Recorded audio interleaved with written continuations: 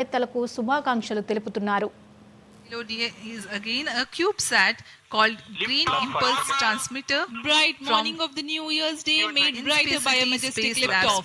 PSLV C-58 carrying India's X-ray polarimetric satellite to towards its destination. Subsystems for micro satellites. जी हाँ, इस वर्ष का प्रथम प्रमोशन श्रीहरिकोटा के प्रथम प्रमोशन मंच से PSLV C-58 का हमने सफलतापूर्ण उत्थापन देखा and Arca 200.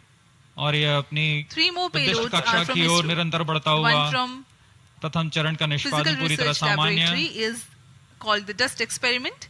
Two more Nominal from thrusting Vikram by Sarabhai Space PS1 Center. stage. One will be called as fuel cell power system, and the other Nominal is burn time silicon-based for the strap-ons is high-energy 70 seconds. cells. And the core These are the motor payloads from for ISRO. 109 seconds.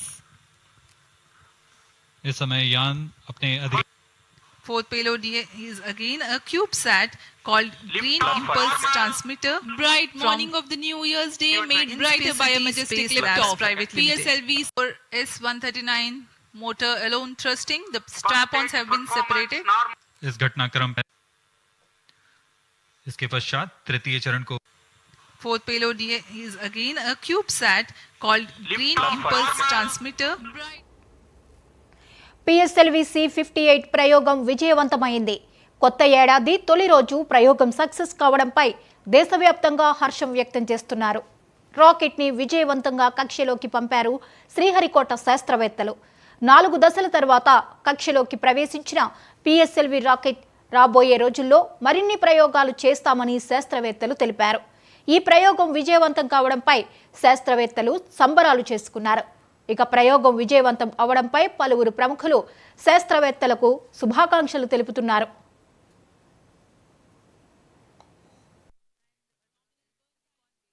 High-energy is 70 seconds. Cells. And the core These are the motor payloads from for ISRO. 109 seconds. इस समय यान अपने अधिक For S-139 motor alone thrusting. ज्वलन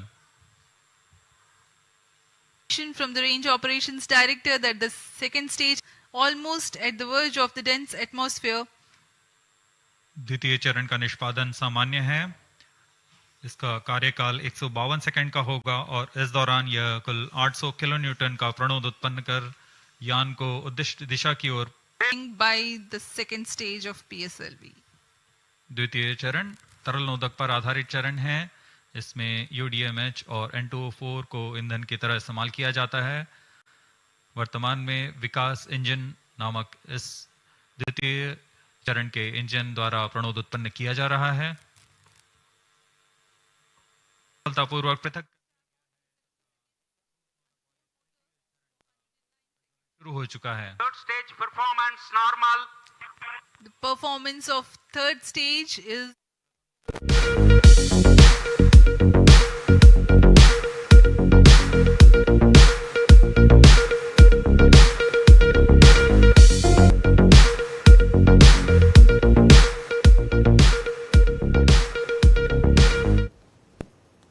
PSLV C-58 ప్రయోగం విజయవంతమైంది. కొత్త ఏడాది తొలి రోజు ప్రయోగం సక్సెస్ కావడంపై దేశవ్యాప్తంగా హర్షం వ్యక్తం చేస్తున్నారు. రాకెట్ని విజయవంతంగా కక్షలోకి పంపారు శ్రీహరికోట శాస్త్రవేత్తలు. 4 దశల తర్వాత కక్షలోకి ప్రవేశించిన PSLV రాకెట్ రాబోయే రోజుల్లో మరిన్ని ప్రయోగాలు చేస్తామని శాస్త్రవేత్తలు తెలిపారు. ఈ ప్రయోగం విజయవంతం కావడంపై శాస్త్రవేత్తలు సంబరాలు చేసుకున్నారు. ఇక ప్రయోగం విజయవంతం అవ్వడంపై పలువురు ప్రముఖులు శాస్త్రవేత్తలకు శుభాకాంక్షలు తెలుపుతున్నారు. ఇక ఈ అంశంపై మరిన్ని అప్డేట్స్ ని మా ప్రతినిధి విద్యాసాగర్ అందిస్తారు. విద్యాసాగర్, ఈ రోజు ప్రయోగించినటువంటి PSLV C-58 సక్సెస్ఫుల్ గా దూసుకుపోయింది. లేటెస్ట్ అప్డేట్స్ ఏంటి?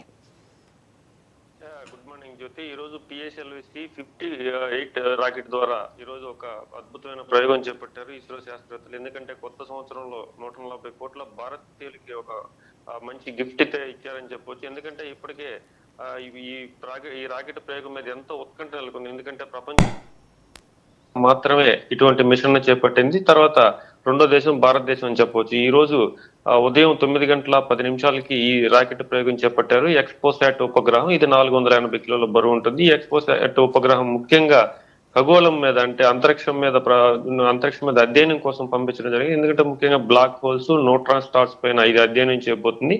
ఈ ఎక్స్పోసాట్ ఉపగ్రహం జీవితకాలం 5 నెలలు అని చెప్పి శాస్త్రవేత్తలు చెప్పడం జరిగింది. ఈ PSLV రాకెట్ సిరీస్ లో ఇది 60వ ప్రయోగంగా చెప్పవచ్చు. పోలారిమెట్రీ మిషన్ అనేది చాలా కీలకమైన ప్రయోగం. ఎందుకంటే అమెరికా కేవలం అమెరికా ఒక్క దేశం మాత్రం పంపించింది. తర్వాత భారతదేశం ఈ రోజు ఈ ప్రయోగం చేపట్టింది.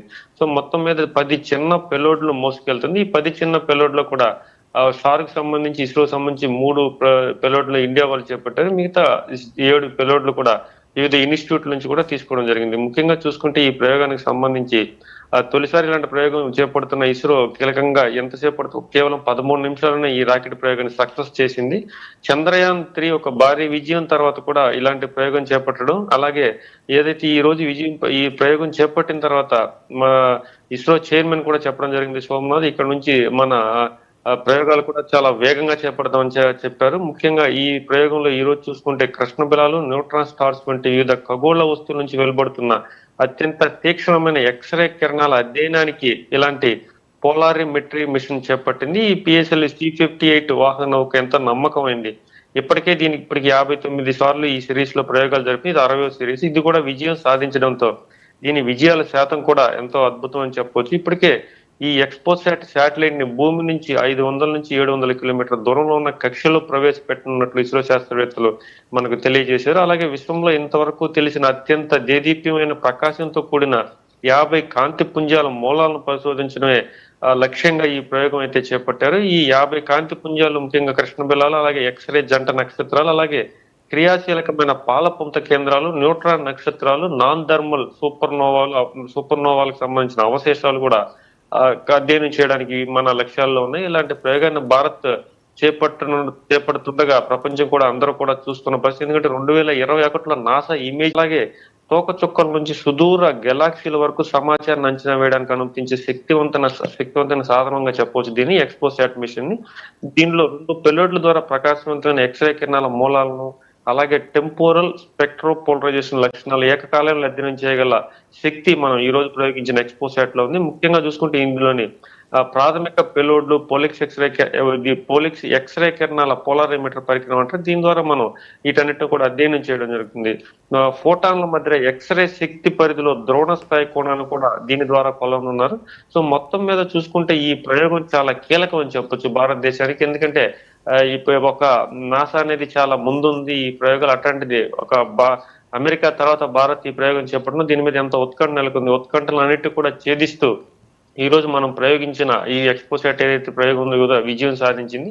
ఈ నూతన సంవత్సరంలో భారతదేశ ప్రజలందరూ కూడా కాంతివంతమైన సంవత్సరం కావాలి. అలాగే రాబోయే కాలంలో కూడా మన మీద అంచనాలు కూడా చాలా పెరుగుతాయి. అలాగే దీని ద్వారా వాణిజ్యపరమైన ప్రయోగాలకు కూడా శ్రీకారం చుట్టుకుపోతుంది. ఎందుకంటే భారతదేశం ఇప్పుడే ప్రపంచవ్యాప్తంగా అందరూ చూస్తున్నారు. దీన్ని బహిరంగ మార్కెట్ లో కూడా, ప్రైవేట్ మార్కెట్ లో కూడా మన స్థాయిని పెంచుతుంది, ఇస్రో స్థాయిని. మొత్తం మీద ఈ రోజు పిఎస్ఎల్వి C-58 ద్వారా రాకెట్ ప్రయోగం ద్వారా ప్రయోగించిన ఎక్స్పోసాట్ ఉపగ్రహం విజయవంతం సాధించిన భారతీయులందరూ నూతన సంవత్సరం కానుకగా మన ఇస్రో శాస్త్రవేత్తలు ఇచ్చారని చెప్పొచ్చు Jyothi. Right, thank you Vidyasagar.